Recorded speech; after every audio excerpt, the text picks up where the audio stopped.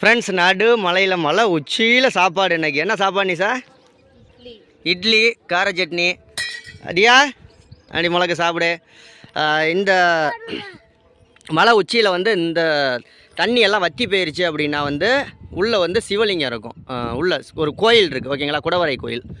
பார்க்காதவங்க எப்படி இருக்குன்னு, லொக்கேஷன் எப்படி இருக்குன்னு சொல்லுங்கள். இப்போ எங்கே உட்காந்து சாப்பிட்டுக்கிட்டு இருக்காங்கன்னு பாருங்கள். எங்கே பாருங்கள், கீழே ஒரு ஏரி, அழகான ஏரி, வயக்காடு, சுற்றிலும் மலைகள், அழகான சாப்பாடு. பாப்பா பாப்பா உட்காந்து சாப்பிடுங்க. உருண்டிங்கன்னா அதோட கீழே அடிவாரத்தில் தான் கிடப்பீங்க. என்ன நிஷா, இந்த இங்கே நானும் நிஷாவும் ஏற்கனவே வந்திருக்கோம். கிட்டத்தட்ட ஒரு மூணு வருஷத்துக்கு முன்னாடி வந்திருக்கோம். 2.5 வருஷம் 3 வருஷம் இருக்குமா? 2 வருஷத்துக்கு முன்னாடி தியா சின்னோண்டு பிள்ளையாக இருந்தால் அப்போ வந்திருக்கோம். இப்போ கிட்டத்தட்ட அப்போ பஸ்ஸில் வந்தால் இப்போ பைக்கில் வந்திருக்கோம் 3 வருஷம் கழிச்சு. ரொம்ப ஹாப்பி. இது பிள்ளையார் கோயில்.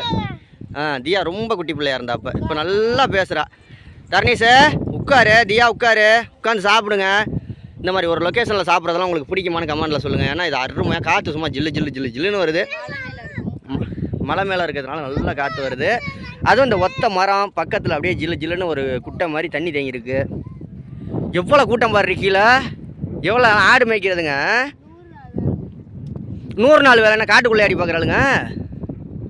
எவ்வளோ கூட்டம் பாரு. 100 நாள் வேலை தான் நிஷா. அதான் எவ்வளோ பேர் வராங்க பாருங்க. சூப்பர். வீடியோ பிடிச்சா மறக்காமல் சப்ஸ்கிரைப் பண்ணிடுங்க. நிறையா ஷேர் பண்ணி விடுங்க வீடியோவை. சாப்பிடுதியா? தியாமா சாப்பிடுமா? சாப்பிட்றாதங்க. ஓகே ஃப்ரெண்ட்ஸ், பாய்.